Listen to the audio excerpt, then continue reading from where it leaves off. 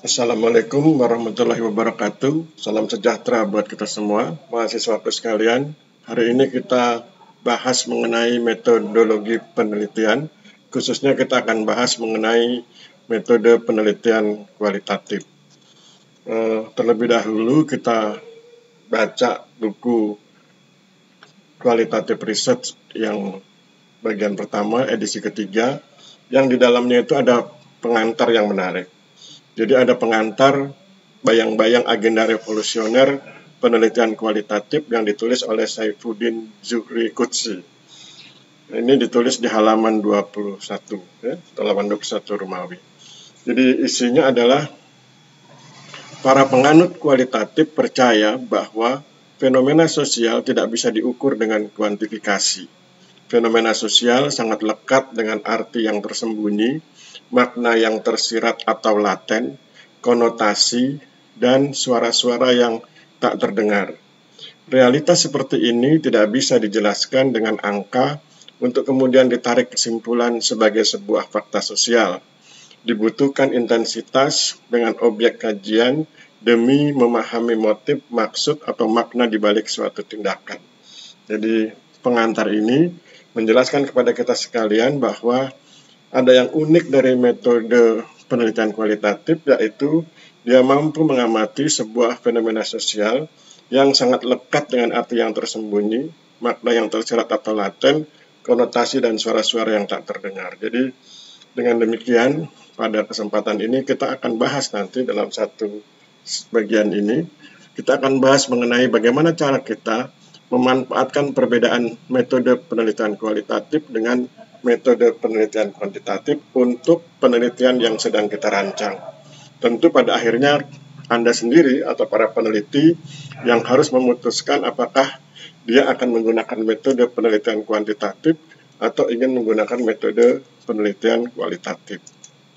Jadi ini kita akan berupaya memanfaatkan perbedaan metode penelitian, yaitu metode penelitian kualitatif atau metode penelitian kuantitatif.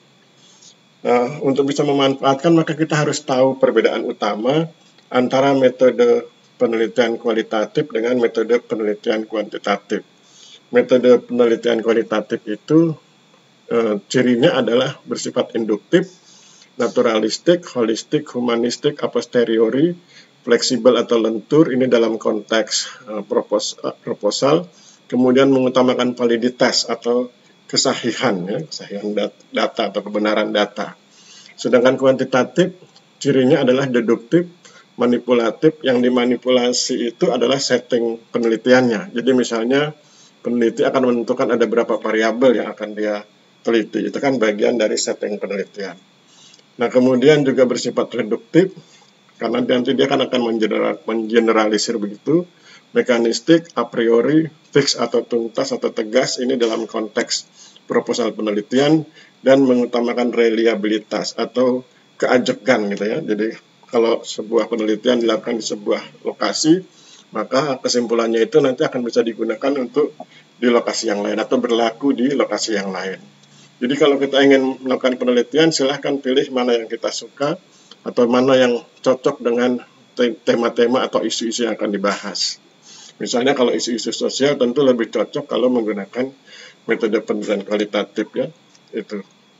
Kemudian ini juga ada perbedaan yang disampaikan oleh Lawrence Newman, quantitative style versus qualitative style.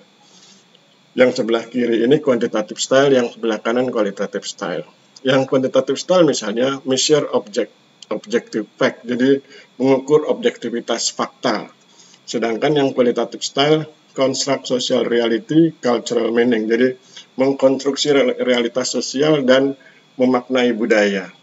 Kemudian yang berikutnya quantitative style fokus on variable, fokus pada variabel, sedangkan di qualitative style fokus on interactive process and event, jadi fokus pada proses interaktif dan event atau kejadian ya. Kemudian quantitative style reliability is key, jadi reliabilitas itu adalah kunci. Tadi kan dibilang dia mengutamakan reliabilitas, sedangkan qualitative style itu authenticity is key, otentisitas adalah kunci, karena nanti dia akan mengutamakan yang validitas data. Ya. Jadi kalau ini reliabilitas data, ini validitas data. Kemudian quantitative style itu value free atau bebas nilai, sedangkan qualitative style values are present and explicit. Jadi nilai-nilai itu ditampilkan atau disajikan secara jelas begitu. Kemudian quantitative style itu independent of context, bebas dari konteks. Kemudian sebaliknya qualitative style itu situationally constrained, jadi memperhatikan situasi. Kemudian quantitative style, many cases, subject, banyak kasus dan banyak subjek, sedangkan yang qualitative style, sedikit kasus, sedikit subjek. Jadi kalau misalnya di sini ada 100 responden, maka ini cukup dengan 10 informan, kira-kira begitu. Kemudian yang quantitative style, statistical analysis, jadi analisisnya adalah analisis statistik, sedangkan yang qualitative style itu thematic analysis. Analisisnya adalah analisis tematik. Ya. Misalnya, apa temanya yang akan dianalisis? Misalnya dia bicara tentang sinergi, dia bicara tentang konflik, dia bicara tentang pemaknaan, dan lain sebagainya. Kemudian, research is detached, jadi ada jarak antara peneliti dengan yang diteliti, sedangkan yang qualitative style, researcher is involved, jadi peneliti terlibat dalam penelitian tersebut. Kemudian ini dinamika paradigma penelitian, jadi ada perubahan paradigma penelitian dari metode kuantitatif menuju metode kualitatif. Jadi pada awalnya memang yang lahir duluan adalah metode penelitian kuantitatif, baru kemudian berangsur-angsur muncul metode penelitian kualitatif. Ini urutannya, pertama ada paradigma positivistik, riset on people, riset pada masyarakat atau riset pada manusia, ya, riset pada masyarakat begitu. Kemudian tidak puas dengan paradigma positivistik, ini kan sangat kuantitatif begitu, maka muncul paradigma post-positivistik. Ada nuansa kualitatifnya, tapi masih riset on people. Kemudian yang ketiga, paradigma konstruktivisme. Ya, sudah mulai banyak data-data kualitatif dan paradigmanya juga mulai bergeser sedikit dari riset on people menjadi riset about people. Penelitian tentang masyarakat, jadi sudah mulai dekat dengan masyarakat atau dengan pihak yang diteliti. Kemudian muncul paradigma kritis, data kualitatifnya lebih banyak lagi, dan akhirnya terakhir muncul paradigma partisipatoris, yaitu penelitian yang selain menggunakan data kualitatif juga mengajak masyarakat atau pihak yang diteliti untuk melakukan kegiatan tertentu. Nah, dari poin 3 sampai poin 5 ini adalah masuk kategori metode penelitian kualitatif. Ya, jadi mulai riset about people hingga riset with people itu adalah masuk dalam kategori metode penelitian kualitatif. Jadi kalau dibuat skema yang lain, dari mulai on sampai with, ya, riset on people sampai riset with people, penelitian pada masyarakat hingga kemudian penelitian dengan atau bersama-sama dengan masyarakat. Nanti di tengahnya itu di paradigma konstruktivisme itu ada riset about people, penelitian tentang masyarakat. Jadi dari bergerak dari yang general menjadi ke hal-hal yang unik. Jadi tepatnya bergerak dari metode penelitian kuantitatif menjadi metode penelitian kualitatif. Nah, kemudian detailnya adalah paradigma positivistik itu mengikuti kaidah penelitian ilmu alam. Peneliti sebagai subjek, responden sebagai objek. Kendali sepenuhnya berada pada peneliti dan umumnya mengandalkan data kuantitatif. Tagline-nya adalah research on people. Kemudian paradigma post-positivistik hampir sama dengan positivistik, namun sudah menyertakan data kualitatif. Kemudian paradigma konstruktivisme, asumsinya adalah manusia mempunyai konstruk dan konstru sendiri atas dunianya. Jadi saya ulangi, manusia mempunyai konstruk dan konstru sendiri atas dunianya. Nanti kita bahas mengenai konstruk dan konstru. Tujuan penelitian adalah mengenali konstruk dan konstru tineliti. Hubungan peneliti-tineliti adalah hubungan subjek-subjek, dan umumnya data adalah data kualitatif. Tagline-nya adalah research about people. Sekarang kita bahas tentang construct dan construe. Construct is to build something from several parts. Jadi construct adalah membangun sesuatu dari beberapa bagian. Jadi kalau di metode penelitian kualitatif itu kita susun sebuah konstruksi pengetahuan berdasarkan bagian-bagian pengetahuan. Misalnya kita sedang menyusun konstruksi tentang tanah hutan rakyat. Maka kita mulai susun konstruksinya mulai dari siapa tokohnya, bagaimana caranya, dan apa manfaatnya. Itu kemudian dalam konteks metode penelitian, maka yang dibangun oleh peneliti adalah penjelasan tentang sesuatu yang terdiri dari beberapa sub penjelasan. Construe is to understand something in a particular way. Jadi construe adalah upaya memahami sesuatu dengan cara tertentu. Memahami sesuatu dengan cara tertentu itulah yang kemudian dalam metode penelitian dianjurkan untuk menggunakan perspektif tertentu. Karena tiap perspektif tentu punya cara tertentu untuk memahami sesuatu. Kemudian masuk ke paradigma kritis. Paradigma kritis itu asumsinya adalah ada ketimpangan dalam hubungan kekuasaan. Tujuan penelitian menyingkapkan atau mengungkap terjadinya ketimpangan tersebut sehingga peneliti sadar akan eksploitasi atas dirinya. Datanya data kualitatif dan data kuantitatif. Kemudian kita masuk ke paradigma terakhir, yaitu paradigma partisipatoris. Pada paradigma ini, peneliti dan peneliti menjadi setara sepenuhnya dalam pengumpulan data dan pengambilan keputusan, dan tahapannya adalah dari aksi refleksi. Jadi, peneliti bersama-sama dengan yang diteliti melakukan suatu kegiatan, kemudian sesudah itu mereka refleksi, mereka lihat apa yang kurang, apa yang perlu diperbaiki, kemudian dia lakukan kembali kegiatan yang baru. Terus demikian berulang-ulang sampai kemudian tercapai apa yang direncanakan atau tujuan yang ingin dicapai. Partisipasi harus disertai emansipasi. Jadi partisipasi itu harus disertai dengan upaya-upaya pembebasan, ya. Mulai dari pembebasan dari tidak tahu menjadi tahu, dari tidak mengerti menjadi mengerti, dari tidak bisa menjadi bisa, dari tidak berdaya menjadi berdaya, dan seterusnya. Nah, tagline dari paradigma partisipatoris adalah research with people. Kemudian ini contoh penelitian yang menggunakan paradigma partisipatoris dilakukan oleh mahasiswa STPN atas nama Ahmad Farhan Arif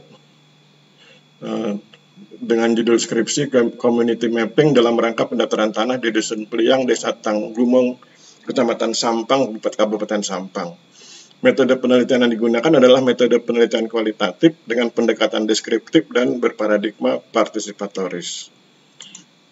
Dalam penelitian tersebut, Ahmad Farhan Arif berhasil menggalang partisipasi 6 orang anggota masyarakat Dusun Peliang untuk melaksanakan community mapping dalam rangka pembuatan peta kepemilikan bidang tanah. Pemetaan memanfaatkan citra Quickbird yang telah terkoreksi dan terektifikasi dan sudah berada pada sistem proyeksi TM3 derajat dengan waktu pemetaan 7 hari untuk memetakan 850 bidang. Tahap pelaksanaannya meliputi persiapan, koordinasi, sosialisasi atau diseminasi, kemudian dilanjutkan dengan perencanaan, realisasi atau pelaksanaan, kemudian verifikasi, dan terakhir penyelesaian. Belajar dari penelitian yang dilakukan oleh Ahmad Farhan Arif, maka setiap mahasiswa STPN sebetulnya berpeluang melakukan penelitian berparadigma partisipatoris. Jadi selama ini kan ada anggapan bahwa penelitian berparadigma partisipatoris hanya dilakukan oleh lembaga swadaya masyarakat. Tetapi sebetulnya setiap mahasiswa punya kesempatan itu sepanjang dia bersedia melakukan kegiatan bersama-sama dengan masyarakat atau bersama-sama dengan pihak yang diteliti. Caranya misalnya dalam konteks STPN, dalam konteks pertanahan berskala kecil seperti di STPN, misalnya dengan mengembangkan kegiatan yang dapat dilakukan secara partisipatoris, misalnya memetakan penggunaan atau pemanfaatan tanah dan lain-lain, kemudian meningkatkan jumlah anggota masyarakat yang berpartisipasi, misalnya 10 sampai 30 dan seterusnya sesuai kemampuan, kemudian memanfaatkan pendekatan yang tersedia dalam metode penelitian kualitatif, misal fenomenologi, interaksi simbolik, dan lain-lain sebagai pendamping bagi paradigma partisipatoris yang digunakan. Jadi kekuatan dari metode penelitian kualitatif berada pada GPS, tapi bukan GPS Global Positioning System, melainkan gerakan penduduk setempat. Jadi bagi teman-teman yang ingin melakukan penelitian dengan metode penelitian kualitatif dengan paradigma partisipatoris, maka ia harus mampu menggerakkan penduduk setempat. Dengan demikian, maka kemudian akan terlihat bahwa si peneliti mampu berinteraksi, si peneliti mampu berkomunikasi, dan si peneliti mampu menggerakkan masyarakat yang nanti hasilnya untuk kepentingan masyarakat. Inilah penelitian yang sangat disarankan oleh beberapa metodolog untuk memberi citra bahwa si peneliti tidak hanya sekedar meneliti, tetapi juga memberdayakan masyarakat. Sekarang kita akan bahas mengenai penggalian keunikan fakta di suatu wilayah. Misalnya, kalau ini saya perlihatkan ada gambar merah dengan bintik-bintik kuning, kalau Anda menggunakan metode penelitian kuantitatif, Anda akan mengatakan ini merah. Tetapi, jika Anda menggunakan metode penelitian kualitatif, Anda akan mengatakan bahwa ada fenomena kuning yang memiliki keunikan tertentu. Itulah yang membedakan antara metode penelitian kualitatif dengan metode penelitian kuantitatif. Perbedaan lainnya misalnya pada pengambilan sampel. Pada metodologi kuantitatif misalnya ada populasi 10.000 orang, sampelnya 10% dari populasi menjadi 100 orang. Pada metodologi kualitatif, bila ada 10.000 orang dengan fenomena tertentu yang unik, maka sampelnya cukup 10-15 orang yang akan menjelaskan secara detail keunikan fenomena tersebut. Jadi dalam hal ini dibutuhkan kemampuan seorang peneliti untuk menentukan tokoh-tokoh kunci yang mampu mengkonstruksi pengetahuan sehingga kemudian segala keunikan dapat terungkap dengan baik. Kemudian metode penelitian kualitatif dipahami sebagai sebuah metode penelitian yang lebih menekankan pengamatannya pada keunikan fenomena yang ada di suatu wilayah. Catatan, metode penelitian kualitatif atau qualitative research method digunakan untuk mengetahui bagaimana atau how sesuatu itu terjadi. Sedangkan metode penelitian kuantitatif, quantitative research method, digunakan untuk mengetahui seberapa banyak atau how much sesuatu itu terjadi. Jadi itulah perbedaan antara metode penelitian kualitatif dengan metode penelitian kuantitatif, sehingga kemudian para peneliti dapat memilih dia akan melakukan penelitian dengan metode penelitian kualitatif atau dengan metode penelitian kuantitatif. Dia akan bertanya how, bagaimana, atau dia akan bertanya how much, seberapa banyak. Sekarang pemanfaatan pendekatan yang tersedia. Pada metode penelitian kualitatif tersedia beberapa pendekatan, misalnya fenomenologi. Pendekatan ini digunakan ketika peneliti berpartisipasi dalam kegiatan peneliti atau pihak yang diteliti, sehingga dapat secara tepat mengetahui persepsi, pemikiran, kemauan, dan keyakinan peneliti. Ada perbedaan dari beberapa metodolog. Ada metodolog yang sangat ketat mengatakan bahwa si peneliti harus terlibat dalam seluruh kegiatan peneliti. Tetapi ada beberapa metodolog yang agak moderat yang mengatakan bahwa tidak perlu peneliti terlibat secara utuh dalam seluruh kegiatan peneliti, tetapi setidak-tidaknya dia mampu memahami kegiatan dari peneliti. Kemudian ada lagi pendekatan rasionalistik. Pendekatan ini digunakan ketika peneliti berpegang pada prinsip bahwa ilmu pengetahuan berasal dari pemahaman intelektual yang dibangun atas kemampuan argumentatif secara logis. Jadi, bila peneliti menggunakan pendekatan ini, maka dia harus mampu merancang berbagai proposisi yang nanti ketika digabungkan menjadi sebuah argumentasi yang logis. Kemudian pendekatan berikutnya adalah grounded. Pendekatan ini digunakan ketika peneliti berupaya menemukan konsepsi tertentu berdasarkan data empirik. Misalnya dalam beberapa kasus penelitian yang bersifat etnografis begitu, biasanya peneliti bisa menemukan kearifan lokal yang itu merupakan konsepsi baru yang bisa ditawarkan kepada masyarakat modern untuk diambil sisi kearifannya atau wisdomnya. Kemudian ini yang dekat dengan yang tadi yang grounded, ini pendekatan etnografik. Pendekatan ini digunakan ketika peneliti berupaya mengkaji sesuatu secara antropologis seperti kajian tentang kultur, adat, dan pandangan hidup komunitas atau kelompok masyarakat tertentu. Kemudian ada juga pendekatan interaksi simbolik. Pendekatan ini digunakan ketika peneliti memusatkan kajiannya pada hubungan antara jati diri peneliti dengan simbol-simbol sosial, makna-makna tertentu, dan kondisi lingkungan yang melingkupinya. Kemudian ada lagi pendekatan hermeneutik. Pendekatan ini digunakan ketika peneliti berupaya mengkaji teks tertentu. Ada dua aktivitas dalam pendekatan hermeneutik. Yang pertama, pemahaman teks ketika peneliti berupaya memahami maksud dari teks yang dikajinya dalam konteks ruang dan waktu saat teks tersebut dirumuskan. Yang kedua, interpretasi dan pemaknaan teks ketika peneliti berupaya memahami relevansi dari teks yang dikajinya dalam konteks ruang dan waktu saat ini dalam konteks yang lebih luas. Kita ambil contoh misalnya ketika peneliti ingin mengkaji teks Undang-Undang Pokok Agraria. Maka dia melihat pasal 10 Undang-Undang Pokok Agraria yang mengatakan bahwa pemilik tanah harus menggarap tanahnya secara langsung, ya. Harus menggarap tanahnya secara langsung. Maka pengertian menggarap tanahnya secara langsung itu atau menggarap tanahnya sendiri itu dalam waktu di masa teks itu dibuat tahun 1960 berarti kan yang bersangkutan harus mencangkul dan lain sebagainya. Tetapi dalam konteks kekinian, interpretasi pemaknaan teks di masa kekinian, ya, dalam relevansi yang sekarang, tentu maknanya menjadi berbeda. Pengertian langsung sekarang tentu manajerial.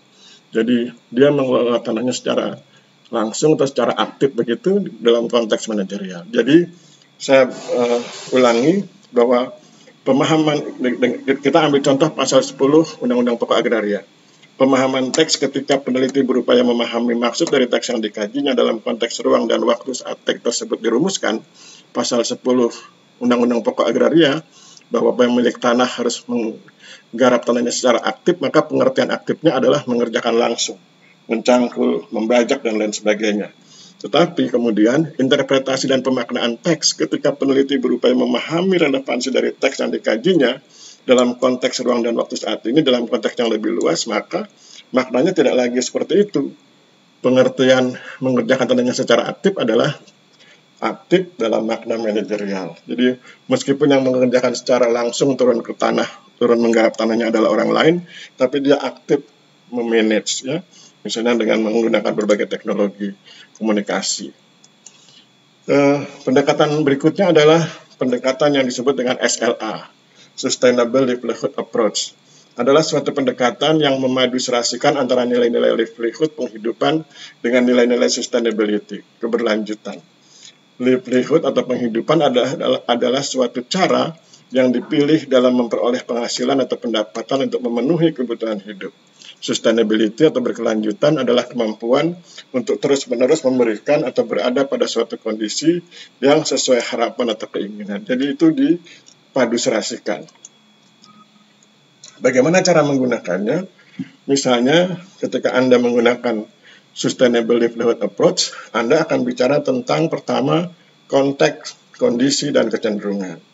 Kemudian kedua, Anda akan bicara tentang sumber daya yang tersedia. Kemudian ketiga, Anda akan bicara tentang proses kelembagaan dan pengorganisasiannya. Keempat, Anda akan bicara tentang strategi penghidupan yang dipilih. Dan kelima, Anda akan bicara tentang sustainable livelihood outcome. Bagaimana detailnya? Mari kita lihat detailnya. Pada tahap pertama, memperhatikan konteks, kondisi, dan kecenderungan yang ada, terutama yang berkaitan dengan kebijakan, sejarah, politik, kondisi makroekonomi, perdagangan, iklim, agroekologi, demografi, diferensiasi sosial, dan lain-lain.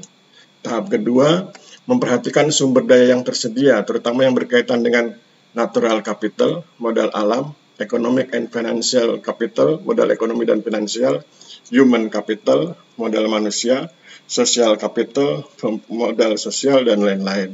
Kemudian tahap ketiga, memperhatikan proses kelembagaan dan pengorganisasiannya, terutama yang berkaitan dengan kondisi masyarakat yang melembaga dan dilembagakan.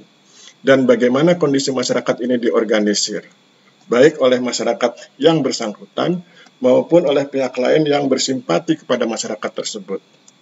Kemudian tahap keempat, memperhatikan strategi penghidupan yang dipilih, terutama yang berkaitan dengan agricultural intensification, extensification, intensifikasi, ekstensifikasi pertanian.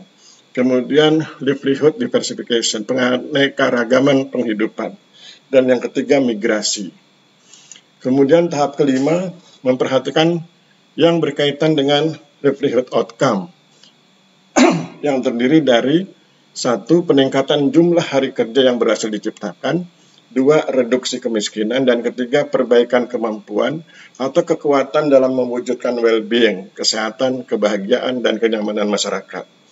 Kemudian yang kedua, sustainability, yang terdiri dari perbaikan kemampuan adaptasi, kepekaan, dan keuletan penghidupan, serta yang keduanya adalah sumber daya alam yang terjamin keberlanjutannya. Saya pikir demikian pertemuan kita hari ini. Jadi hari ini kita membahas tentang bagaimana cara kita merancang sebuah penelitian dengan memanfaatkan perbedaan antara metode penelitian kuantitatif dengan metode penelitian kualitatif. Dan ketika kita memilih metode penelitian kualitatif, maka kita optimalisasi segala unsur atau elemen yang ada di metode penelitian kualitatif untuk keberhasilan penelitian kita. Saya pikir demikian. Saya akhiri, mohon maaf jika ada kesalahan. Wabillahi taufiq wal hidayah. Wassalamualaikum warahmatullahi wabarakatuh.